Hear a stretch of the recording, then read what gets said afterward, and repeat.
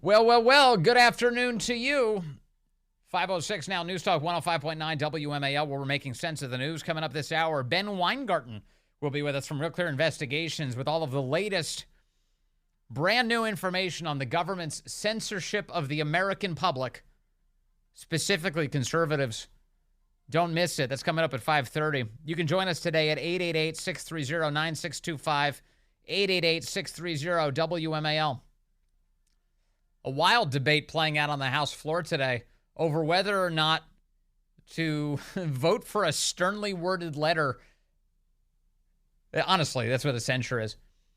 To slap the wrist of Rashida Tlaib. Here's Cori Bush going ballistic in Tlaib's defense. This elected body enslaved black people. It's not surprising because they thought it was right. It's not surprising because this is a place where members continue to claim that the insurrection on the Capitol just appeared to look like a normal tourist visit. It's not surprising because this is the place where our black and brown staff members repeatedly speak of experiencing racism and sexism, Islamophobia, get pushed off of elevators. You get pushed off of elevators. I think she just started stringing together random words she heard and putting them out there. Anyway, that was Cori Bush today. Here is Congressman Pat Fallon responding to some of the craziness that he heard. Calling the deliberate killing of innocent civilians resistance.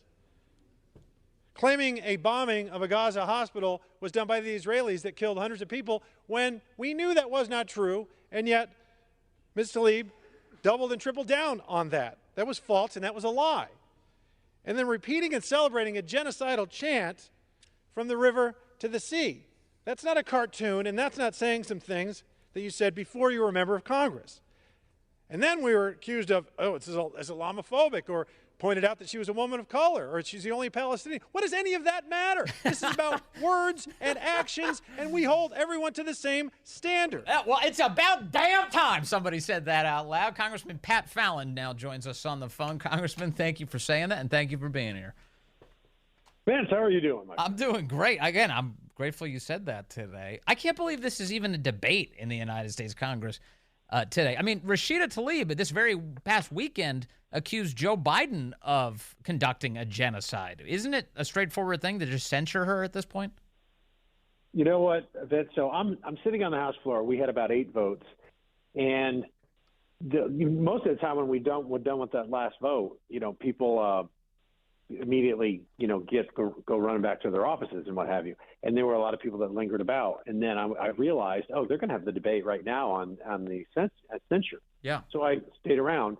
And then, Jamie Raskin, God love him, from Maryland, just was lying through his teeth about how this is about protecting the First Amendment and free speech in our Constitution, of which, of course, all of us would want to protect. And then at the height and zenith of hypocrisy, I thought to myself, isn't this the same guy from the same party with the same members that voted to kick Marjorie Taylor Greene off her committees 2 years ago for things that she said that they disagreed with before she was even a member of Congress? Wait, didn't they just try and kick – look, there's a guy – yeah, and you may be saying this point. Excuse me for stepping on it. But didn't they just try to kick George Santos out like a week ago? Yeah, who's been convicted of nothing. Now, if George did those things and is convicted duly in a court of law, then we can talk about, punishment. Yeah. But not before. Innocent until proven guilty. And what about Paul Gosar? They censured him and removed him from his committees for a cartoon that his staff posted. I remember. It was a ridiculous thing. It was like him jumping around with a sword or something in a cartoon, and he attacked a monster who was made to look like AOC, Alexandria Ocasio-Cortez, and they went ballistic. They wanted to destroy his life over it. It was like one of those Japanese anime. Mm-hmm. It was an anime cartoon, and where they put his face, the staffer put his face on a guy that was cutting up, folks with a sword. It was a cartoon. And then AOC was one of his cartoon victims. It was a cartoon. I know. He was not calling for the genocide of 6 million people. So what is this censure? As you pointed out, it is, a formal condemnation of saying, we don't agree with what you're doing. Yeah. We're not trying to take away her right of free speech. We're not trying to jail her. We're not even trying to civilly fine her, not even removing her from our committee. we're censuring her, saying that's not reflective of, and it's beneath the dignity of the office. Of course. Like a normal person would be embarrassed to get a censure because it's an official scolding from the United States Congress. That's what it is. But it is not going to deprive her of a single syllable of speech. You know what it's going to do? But this is what gets me about the Democrats. They always find something racial in things that have nothing to do with race. They point out to her, I think there were 6 different speakers on the Democratic side that kept pointing out that she was the only Palestinian woman in Congress. That she was one of 2 Muslim members of Congress. That she was a woman of color. I'm like, really?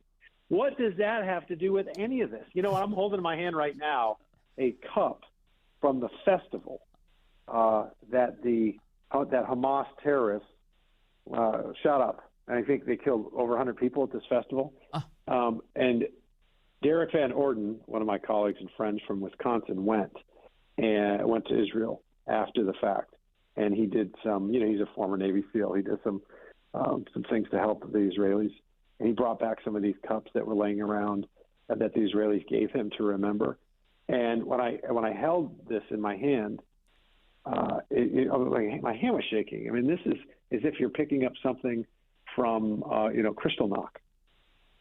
This is history, and it's an unfortunate and terrible history. And evil took life, and Tlaib sympathizes with that evil.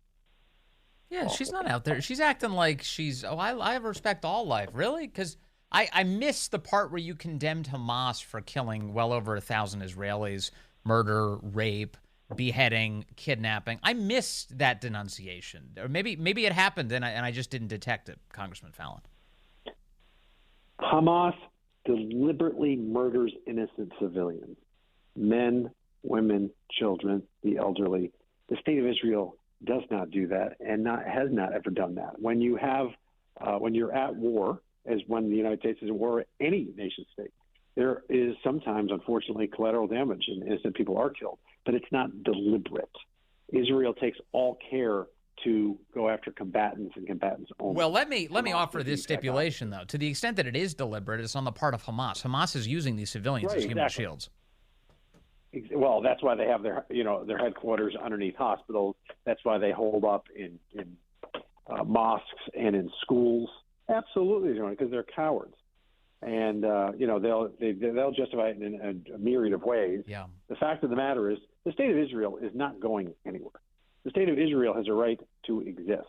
The Palestinians, the Israelis left Gaza in 2005, so it's not occupied. It's just that Hamas has no interest whatsoever in the prosperity and liberty of the Palestinian people. Yeah, they want it's all such power, a scam. and their power comes from chaos. And they've been stealing all the stuff. They steal all the fuel to power their war machine. They steal all the cement to make their missile tubes and their underground tunnels. And the people who don't have access to drinking water, that's because the desalination machines can't actually operate because the Hamas stole the fuel in order to fire rockets into Israel. It's like it's all just one gigantic scam. And Biden is trying to cough up another $10 billion right now to send into Gaza. They wants to send $10 billion, $9.5 billion in, to send into Gaza for so-called humanitarian aid. And you've even got the Inspector General of USAID saying earlier this week, yeah, that's going to be stolen. That's the way this works. They steal everything. No, so it's nice to say when you're on a college campus in front of a podium with a microphone in your face, let's send humanitarian aid to Gaza. But it's not going to get to the people that it's intended to help. It's going to go to terrorists. So, no, I'm not presenting a penny. Can I ask you? Because I can, sorry, go ahead. No, my apologies, Congressman. I don't mean to step on you so much, but yes, I'm getting hot. I'm at the collar here, brother. I don't blame you. All they want to do is feel good about themselves at cocktail parties. This is absurd. We need to call them out. So that's the key. So I'm hearing a lot of passion today from all these people. Cori Bush can barely hold. She can't even breathe. That's how upset she is. That Rashida Tlaib might be censured by the Congress. Have you ever heard this kind of passion on any issue that actually affects American citizens from these people? No, and I think some of them truly have mental illness. They're really wrestling with mental illness. It's like making things up, like saying that staffers, brown and black staffers, get pushed off elevators and have to suffer through racism if this is like 1720, 1820. I mean, where's your evidence for that? They just make things up because they're trying to fan the flame. Bull Connor's dead. They don't want to recognize that. They don't want to recognize the fact that racism is an increasingly diminishing phenomenon every single day that goes by, because that's where their power's from. It's not from any kind of solution. It's from the problem. But also, if you're going to stand up there and attack institutions for their historic wrongs, why wouldn't they attack their own party? Their own party was the enslaving party. Bull Connor was a Democrat. Why wouldn't Cori Bush be like, this institution once abided slavery, and I just found out my own party was leading the way? I know, but they want to live in the past, and their currency is divisive. Their currency is pitting Americans against one another and saying you're getting the raw end of the deal, the thumbs on the scale, et cetera. When the fact of the matter is, by any measure, what they say when you look at it empirically is just false. Meanwhile, the Biden family's currency appears to be Chinese yuan. Let's move to that topic for a moment. Congressman, I want to know, I know that you are actively involved in these discussions as a member of the Oversight Committee. Will we see any members of the Biden family actually appear before Congress under a subpoena? We've heard a little bit, I think, from James Comer lately, suggesting it appears almost imminent at this point. Yeah, I would think so. And, I don't want to give away Chairman Comer's game plan, and I haven't specifically talked to him about a timeline, so I can talk openly and freely as far as from a speculative standpoint. And just knowing what we know, look, Vince, every time that we subpoena bank records, we find more money, more foreign money that was given to the Biden family. Nobody to this day can Jimmy Raskin and the rest of the crew, the Democratic crew on oversight, can't tell us what the Biden family did. What services did they provide? What goods did they sell? Now we're up to nearly $30 million that we can show. Now we have direct payments from, that's what one of their other rallying cries, the Democrats was, well, but that's the family, it's not Joe. Well, now we know they received for sure a $200,000 check and a separate $40,000 check. And I'm sure there will be more, because it's not like you and I that we have like a bank account or two, or maybe three. The Biden family, like Jim, has a load of different accounts. And so does Hunter. Now, why do they have all these accounts? Because they're trying to launder and hide money. Now, I'm just talking not only personal, but then, of course, they have all these shell companies that they run the money through.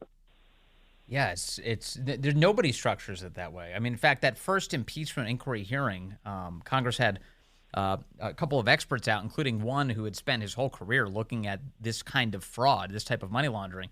And he straight up said, I remember, this has all the markings of a fraud scheme, of a money laundering scheme, because nobody else would move money this way. If you were China and you wanted to give money to Biden and this was all on the up and up, you would just cut him a check. But that's not what happened here. No, not at all. In fact, I mean, you have, for instance, Hunter Biden in August of 2017 demanding $10 million from a Chinese business associate of his. And then it's the famous WhatsApp where he says, I'm sitting here with my dad. Yeah. Essentially saying, you better pay up or my daddy's going to be mad at you. And so then days later, $5 million flows into one of I think it was CEFC, which is one of Hunter's joint ventures. And then Hunter's a part of that. His take was $400,000, and magically he cut Dad a check through his uncle for $40,000. Dad ends up with $40,000, which is exactly what percentage of $400,000 is that? Reminds me, I think that's 10% for the big guy. Oh, that's right. Which was in the FD 1023, where Dolchevsky, the oligarch from Ukraine, called Joe Biden the big guy, and he doesn't know Tony Bobulinski. What's his name? Bobulinski? Tony Bobulinski. Bobulinski, right? Yeah. I'm going to have you say that name next time I interview you to see if you've learned it by then. Well, hey, Congressman. He the big guy. Yes, he does. And in fact, the big guy, he shows up all over the place. The MT 2023 form there. And Hunter would refer to his dad as my guy. This was a very common reference to Joe Biden. And meanwhile, the media, they can't find their butt with both hands.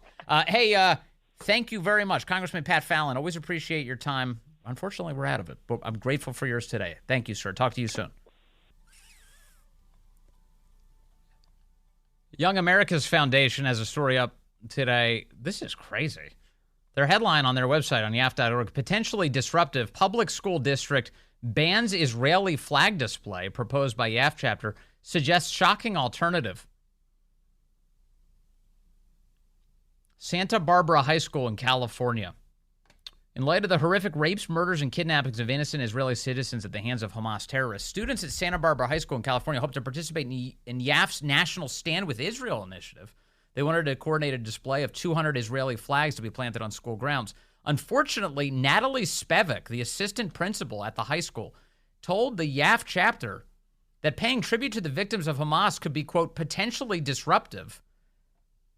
The plans fell apart.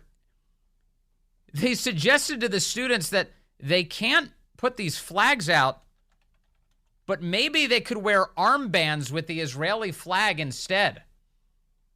I'm sorry, what was that? Isn't that, I mean, you have to be completely incompetent to history, like not even aware of it. They wanted to force the students to wear Stars of David on campus. You can express your support for Israel this way, is what the school recommended. That's insane. And it's happening right here in the United States of America.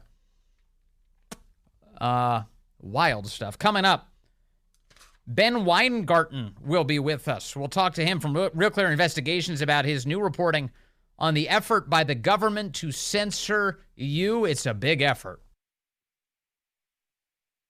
Welcome back to the Vince Colonnese Show. We have brand new information on the extent to which the United States government has been working with partners around the country, so-called partners, in order to censor the American people. Here to bring us brand new information on this subject is Ben Weingarten. He's the editor-at-large at Real Clear Investigations. He also works at The Federalist as well. Ben, good to have you with us, sir.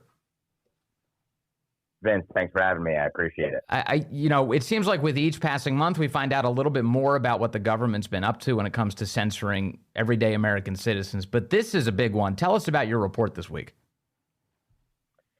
Yeah, so the context for this report is important, and that is that for really since the misinformation and disinformation operation of sorts of so-called Trump-Russia collusion and then purported Russian interference to swing the 2016 election, there was a moral panic blown over the idea that foreigners were going to feed mis and disinformation into our system and subvert it.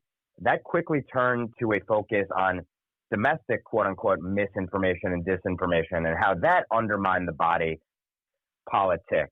And under a number of government agencies, including CISA, the Cybersecurity Infrastructure and Security Agency, the government took a new view, which is that words that could be perceived as undermining, say, the election integrity, the voting administration and outcomes that they told us were entirely secure in 2020, that if you engaged in and propagated wrongthink around election administration and outcomes, that you might pose a domestic violent extremist threat.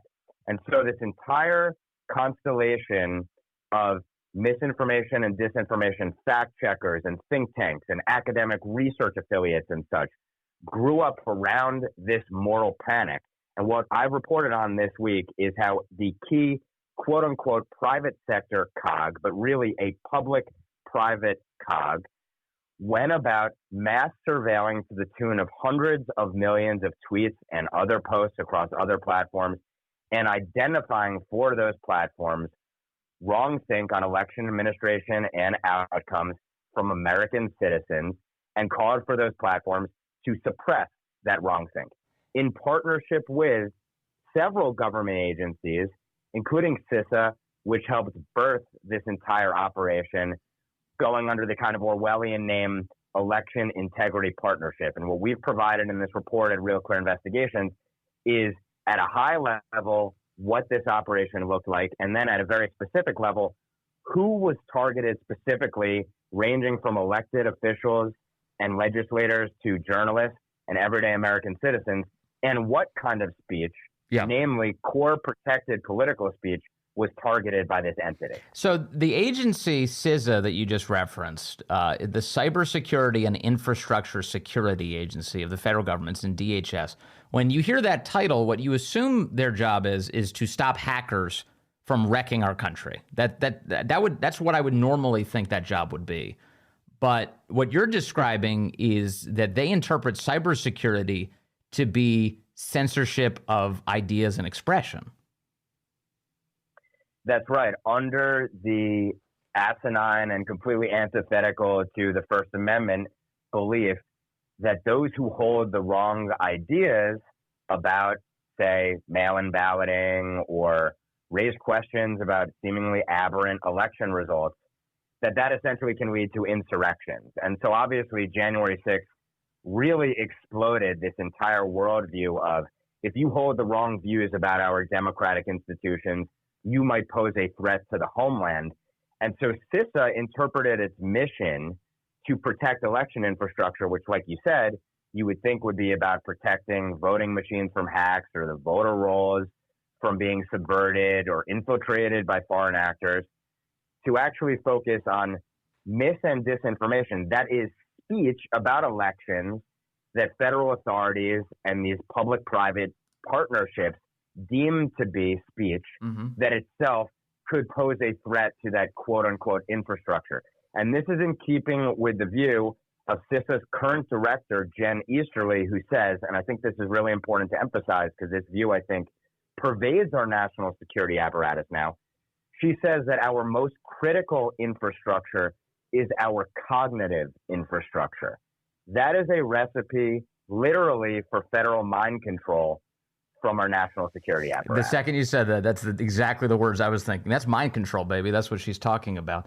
How successful is the government at getting these social media companies to censor American citizens? So we know a couple of things. First, based upon some information that was revealed in Missouri v. Biden, which has now been renamed Murphy v. Missouri, which the Supreme Court is going to take up next term, which is sort of the seminal free speech case in the digital era and where a lot of this information comes from. 50% of the content that the FBI has identified as potentially being, I guess, so-called violative of social media companies' terms of service, which means ripe for suppression, the social media companies have removed 50% of that content. There is a CISA-funded partner, which is a platform where state and local election officials would send in all of their instances of purported mis and disinformation about elections, and that portal would then forward it along to the social media companies for potential censorship. They censored 61% of it. The Election Integrity Partnership itself had a 35% hit rate in the way of suppressing wrongthink. And this covers a population of tweets and Facebook posts, which were circulated millions and millions of times. And that's before we even get into the fact that EIP, alongside federal officials, were calling for the social media platforms to dramatically tighten and restrict election speech going into the 2020 election. They did change their terms of service to quell wrongthink on elections.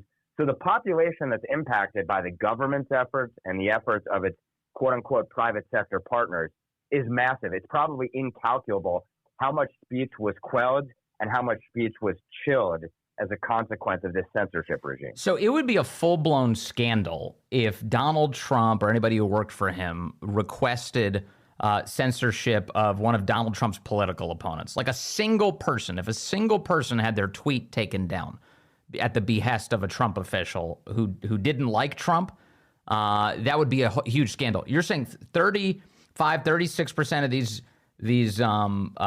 these posts are being censored because of this election integrity project. And then additionally, some 50% of posts that the FBI requests to be censored get censored. This seems like an earthquake. This seems like one of the biggest scandals our country's ever endured, actually. Yeah, and the courts have said that this looks like the most massive attack on free speech in the history of the Republic. They say that millions of posts have been suppressed. And to show how perverse it is, you referenced Donald Trump.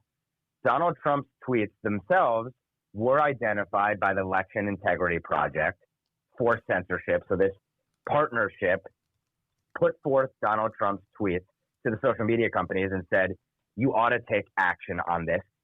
CISA officials themselves were identifying the same tweet that EIP had flagged for social media companies to censor. They identified that tweet to the social media companies themselves and asked, are you taking action on this, in so many words? So that means you had executive branch officials, subordinates of the president, appealing to social media companies to censor the president. At the same time, their quote-unquote private sector partners were doing the same. These look like force multipliers and cutouts where you have the own administration trying to censor the commander-in-chief.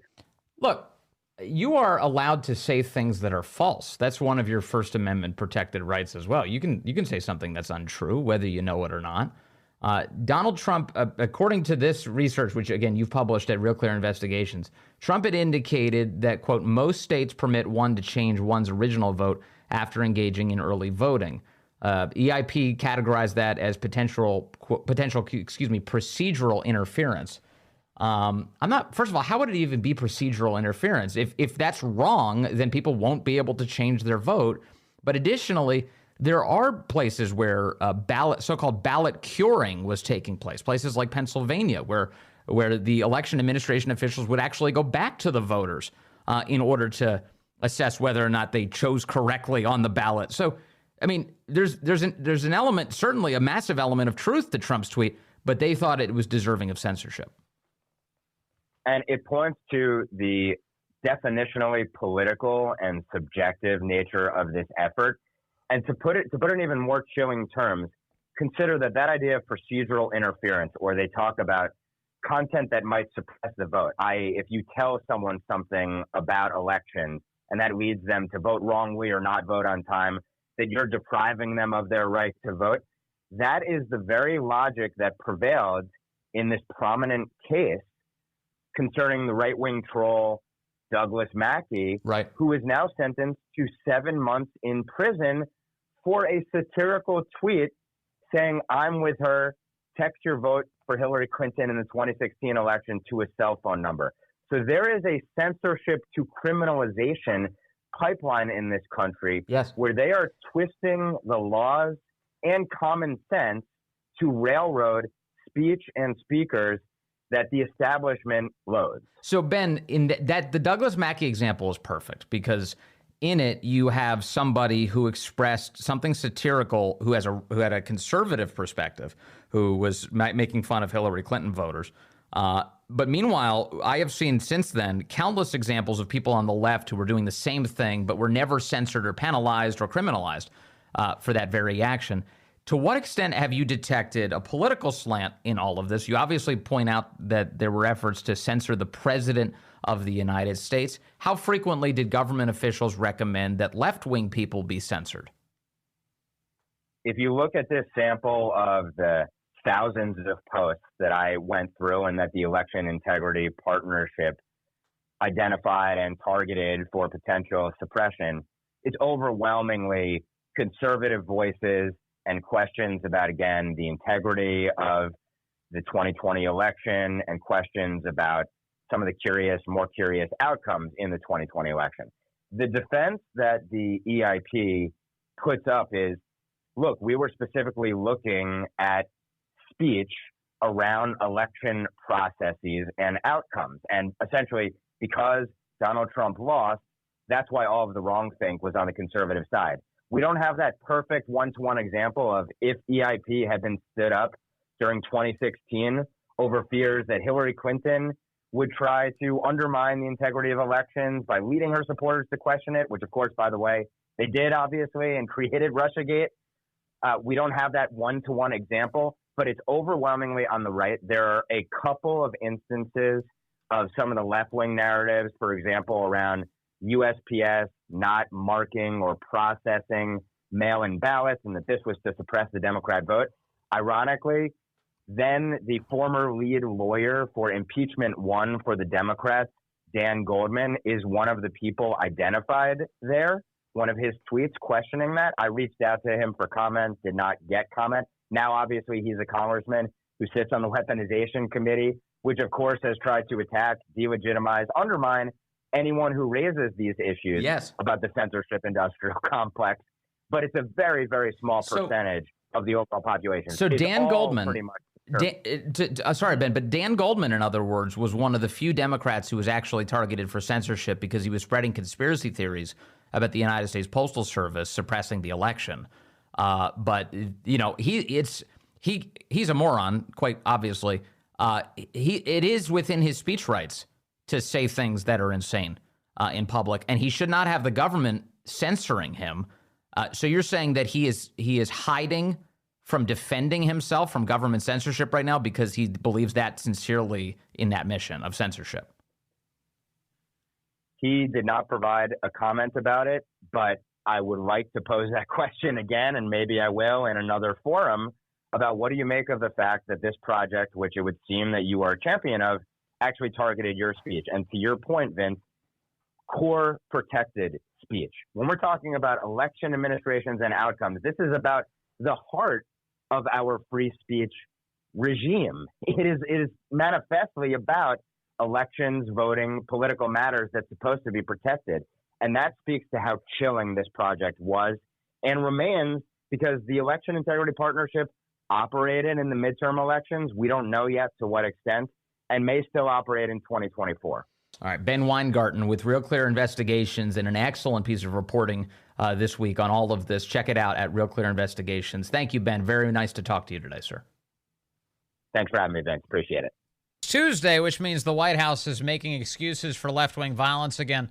Here is Karine Jean-Pierre asked about how people were vandalizing the White House earlier this week and messing up the gates, painting everything. Here's what she had to say about that. Take a listen here. Stand by in 3, 2, and 1. Vandalism that we saw take place outside the White House. Is the president concerned? Is the White House concerned that these protesters, in this case vandals, could get so close to the White House that they could vandalize it, that they could get their hands on the gates outside of the White House? I would have to refer you to the Secret Service on that and the Park Police for questions about the way the protest was handled. Is the president comfortable with the way it was handled? I would have to tell you to refer you to Secret Service. That is their focus. That is their job. If a MAGA dude put FJB on the outside of the White House gates, do you think that would be the answer? I'd refer you to the Secret Service. They could answer this question. Also, Karine was asked today about all of the lefties who've been pulling down posters depicting kidnapped Israelis. A lot of videos of individuals who have been tearing down signs, many of these taking place in New York City, of Israelis presently being held hostage in Gaza. There have been some tense confrontations that have taken place there. Is the White House's view that these actions should be condemned, the pulling down of them, or that that's a form of peaceful protest? Look, I've sort of kind of seen the reporting here and there. I think it was from last week, There's right? been like 30 million videos that have gone around. No, I know, I hear you. I hear you. I'm just not going to. I'm not going to. Is that peaceful protest to pull that down, or should you not be doing I'm just that? not going to go into specifics on that particular thing. What I can say, there are real violent protests and threats that are happening right now. Why did you say you support that then? Why didn't you say that? By the way, she did tweet after somebody at the White House was like, hey, dummy, this is an easy one. Condemn the pulling down of the posters. She wrote, tearing down pictures of their loved ones who are being held hostage by Hamas is wrong and hurtful. They put on her Twitter account. She probably didn't even write that. Somebody trying to clean up for her. What a mess that woman creates on a daily basis. The great one, Mark Levin, up next here on WMAL.